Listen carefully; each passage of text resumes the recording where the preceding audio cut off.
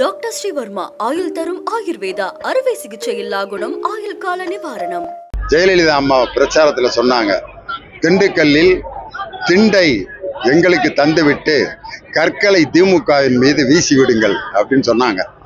அதுக்கு அன்னைக்கு துணை முதலமைச்சராக இருந்த நம்ம தலைவர், அன்னைக்கு இளைஞரணி செயலாளர் இருந்த நம்ம தலைவர் மேடையில் அதுக்கு பதில் சொன்னார்.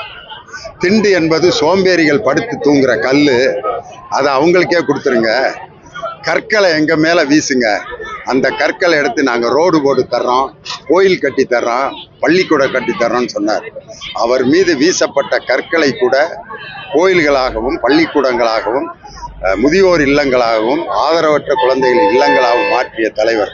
அதனால அவருடைய ரேஞ்சு இன்னைக்கு எங்கேயோ போயிருச்சு. பொருளாதாரத்தில் 11.19% எட்டியது. 2030 இலக்கை வைத்து அவர் தீட்டியிருக்கக்கூடிய திட்டங்கள் இது எல்லாமே தலைவரை மீண்டும் முதலமைச்சராக்கும். கச்சா எண்ணெய் வாங்குறதுக்கு 30 நாட்களுக்கு நமக்கு அனுமதி கொடுத்ததா அமெரிக்க செயலாளர் சொல்லியிருக்காங்க. அதான் இப்ப கச்சா எண்ணெய் இன்னும் 25 நாளைக்கு இருக்கு, 30 நாளைக்கு இருக்கு, பயப்பட வேண்டாம்னாங்க. இதே மாதிரிதான் ஒவ்வொரு போர் நேரத்திலையும் அது சொல்லி திடீர்னு பற்றாக்குறை ஏற்பட்டு மிகப்பெரிய இழப்பு ஏற்பட்டது. ஆனால் மத்திய அரசு இது மாதிரி நிறைய போலி வாக்குறுதிகளை கொடுத்து மக்களை பல தடவை ஏமாத்திருக்காங்க. பண மதிப்பிழப்பு நடவடிக்கை முடிஞ்ச உடனே பண மதிப்பிழப்பு நடவடிக்கை நடத்தப்ப இந்தியாவில் ஒரு பெரிய பொருளாதார மாற்றம் ஏற்படும் அப்படின்னாங்க. எதுவும் இதுவரைக்கும் மாற்றம் அடைஞ்ச மாதிரி தெரியல. மேலும் மேலும் டாலருடைய மதிப்பு உயர்ந்துக்கிட்டு தான் போதே ஒழிய மோடி சொன்ன எந்த விதமான வாக்குறுதியும் நிறைவேற்றப்படவில்லை. அதனால அதுக்கு தலைவர் இன்னைக்கு கண்டனம் தெரிவிச்சிருக்காரு. அதே மாதிரி இந்தி திணிப்பை திருச்சி ரயில்வே ஜங்ஷன்ல இந்தியில எழுதி போட்டிருந்தாங்க. அதை ஒரே நாளில் மக்கள் கொடுத்த எதிர்ப்பு, ஒரே நாளில் அதை பின்வாங்கி அந்த எழுத்து மறைக்கப்பட்டு மாற்றப்பட்டிருக்கிறது. அதனால எந்த காலத்திலும் ஹிந்தி திணிப்பு என்பது தமிழ்நாட்டில் எடுபடாது.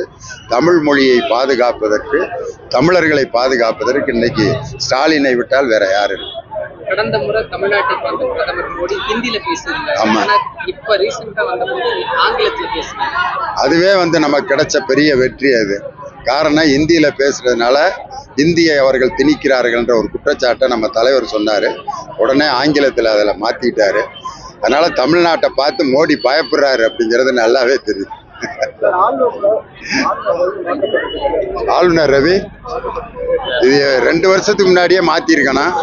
நல்ல வேலை இப்பயாவது மாத்தினாங்க. தேர்தல் நிம்மதியா நடக்கும். நம்ம தலைவரை பிடிச்ச ஒரு சனியன் ஒளிந்தது அப்படிங்கிறத நான் நினைக்கிறேன். ஆளுநரை சனியன்னு சொல்லக்கூடாது.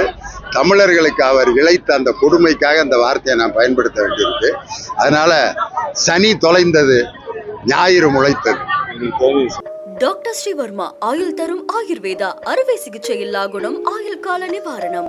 Branch express courier private limited. Domestic international cargo. உங்கள் இல்லம் தேடி வந்து கொரியர் புக்கிங் டெலிவரி செய்து தரப்படும். என்றும் உங்களுடன் மை இந்தியா. முக்கிய செய்திகளை உடனுக்குடன் தெரிந்து கொள்ள சப்ஸ்கிரைப் பண்ணுங்க, பெல் பட்டனை பிரஸ் பண்ணுங்க. என்றும் உங்களுடன் மை இந்தியா.